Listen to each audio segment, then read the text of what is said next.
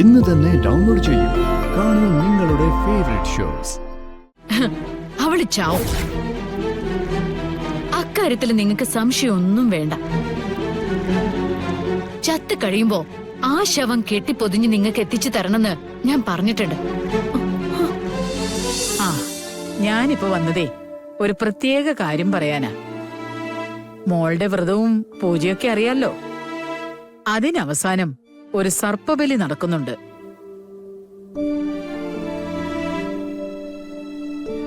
അല്പം ഗൗരവമുള്ളൊരു ചടങ്ങാ. സർപ്പബലിയുടെ ദിവസം മോളുടെ രക്തബന്ധത്തിലുള്ളവര് അവിടെ ഉണ്ടാകണമെന്നാ ആചാര്യം പറഞ്ഞിട്ടുള്ളത്.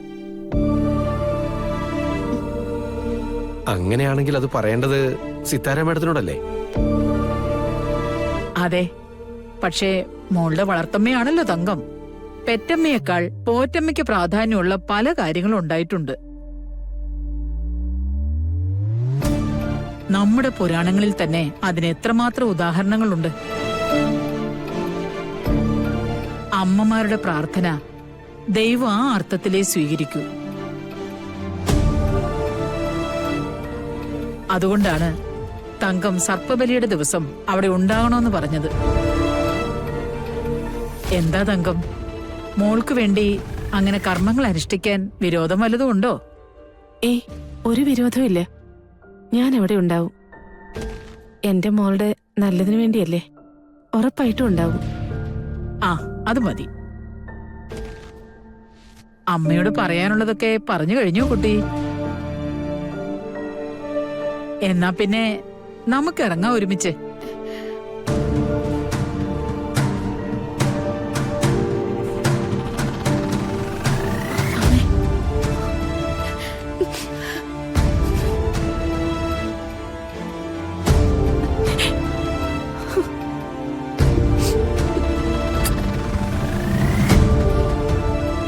ഞാൻ പോട്ടെ അമ്മേ. പോയിട്ട് വാ.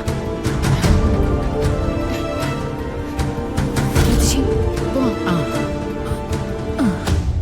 ആ. എന്നാ പിന്നെ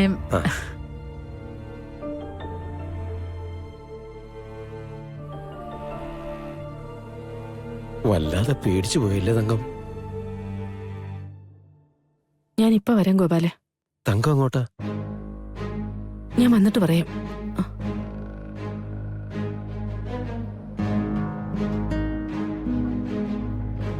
സരസ്വതി അമ്മയുടെ വരവും കാര്യങ്ങൾ പറഞ്ഞതുമൊക്കെ തങ്കത്തിന്റെ മനസ്സിൽ വല്ലാതെ തട്ടിയിട്ടുണ്ട്. അമ്പലത്തിലേക്കായിരിക്കും, അല്ലാതെ അവിടെ പോവാന്.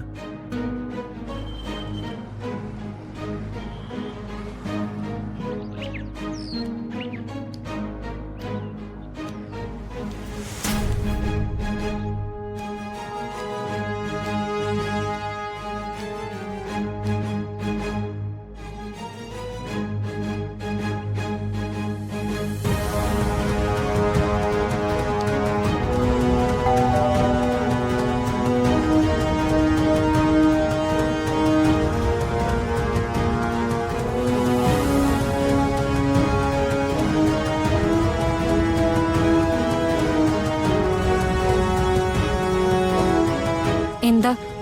എനിക്ക് മാഡത്തിനെ ഒന്ന് കാണണം. എന്തിനാ? തങ്കത്തിന്റെ വരവ് മാമിന് അസ്വസ്ഥത ഉണ്ടാക്കുന്ന കാര്യമോ? അത് നിങ്ങൾക്ക് നന്നായിട്ട് അറിയാലോ. എനിക്ക് കണ്ടേ പറ്റൂ.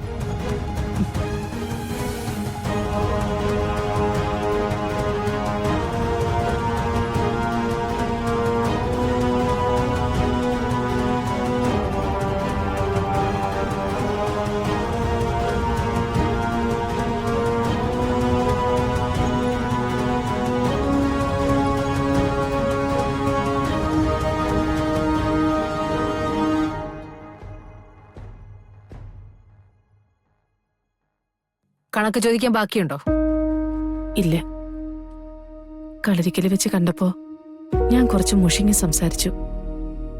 അതിന് മാപ്പ് ചോദിക്കാൻ ഞാൻ തയ്യാറാ. അതിനൊന്നും ആവശ്യമില്ല.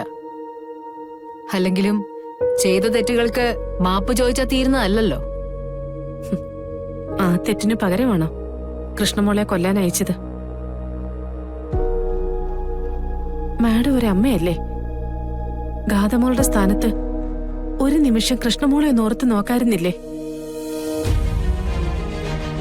പൂജകൾ നന്നായി നടന്ന് സർപ്പബലി കൂടി കഴിഞ്ഞ മാഡത്തിന്റെ മകൾക്ക് നല്ലൊരു ജീവിതം കിട്ടും.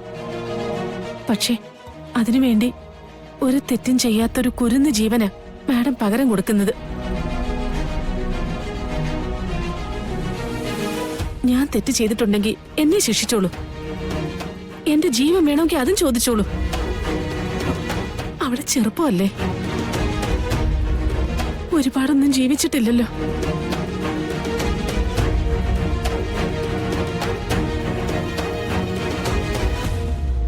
മോൾക്ക് ഒരുപാട് സ്വപ്നങ്ങൾ ഉണ്ടാവില്ലേ? എന്നിട്ടും എന്തിനാ ഇങ്ങനെയൊക്കെ കാണിച്ച്?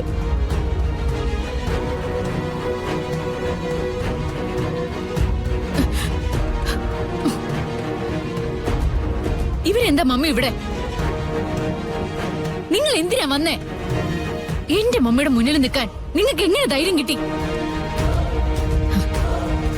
നിങ്ങൾ എന്റെ മമ്മിയെ ചതിച്ച കഥയൊക്കെ എനിക്ക് നന്നായിട്ട് അറിയാം. കൂടെ കൊണ്ടു നടന്നിട്ട് അവസാനം എന്റെ അച്ഛൻ എന്ന് പറയുന്നയാളെ കൊത്തിയെടുത്തിട്ടല്ലേ നിങ്ങൾ പോയത്? നിങ്ങളെപ്പോലത്തെ ഒരു വൃത്തികെട്ട പെണ്ണ ഈ ലോകത്ത് വേറെ ഉണ്ടോ? മോളെ, മമ്മി മിണ്ടാതിരിക്ക. പറയേണ്ട കാര്യങ്ങൾ വ്യക്തമായിട്ട് പറയാത്തതുകൊണ്ടാ ഇവരിങ്ങനെ കൂടെ കൂടെ കയറി ഇറങ്ങുന്നത്. ഇവരിനി മമ്മിയുടെ മനസ്സ് അസ്വസ്ഥമാക്കിയാലും ഞാൻ സഹിക്കുന്നാണോ കരുതുന്നേ? നോക്ക്, നിങ്ങൾ ഇനി ഒരു കാര്യം പറഞ്ഞിട്ട് ഇങ്ങോട്ട് വരരുത്. നിങ്ങളുടെ മകള് കൃത്യമായി കണക്ക് പറഞ്ഞ് ഇവിടുന്ന് കാശ് വാങ്ങിച്ചിട്ടുണ്ട്. ആ കാശിന്റെ ബലത്തിലാ നിങ്ങളിങ്ങനെ എഴുന്നേറ്റ് നിൽക്കുന്നത്. നിങ്ങളുടെ ജീവൻ തിരിച്ചു കിട്ടിയത്. ആ ജീവൻ വേണമെങ്കിൽ ഞാൻ തിരിച്ചു തരാം. പകരം എന്റെ മോളെ വെറുതെ വിടാൻ പറ്റുമോ? നിങ്ങളുടെ മോളെ ചാവാനുള്ള കരാറിൽ ഒപ്പിട്ടിരിക്കുന്ന.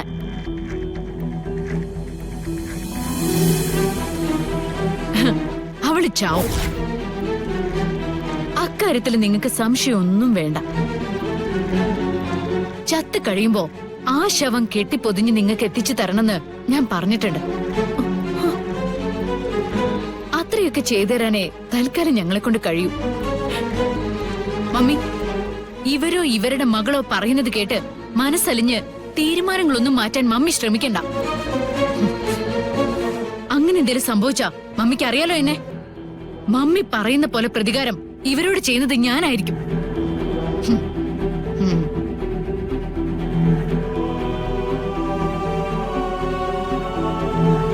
മോള് പറഞ്ഞിട്ട് പോയത് മാഡത്തിന്റെ തീരുമാനം തന്നെയായിരിക്കും അല്ലേ? ഞാൻ ഇനി കൃഷ്ണയുടെ ജീവന് വേണ്ടി യാചിക്കുന്നില്ല. പക്ഷേ സർപ്പബലി നടക്കുന്ന സ്ഥലത്ത് വെച്ച് കൃഷ്ണമോളുടെ ജീവന് എന്തെങ്കിലും ഒരു ആപത്ത് സംഭവിച്ചാൽ അതിന്റെ പേരിൽ മാഡം കണ്ണീരൊഴുക്കേണ്ടി വരും.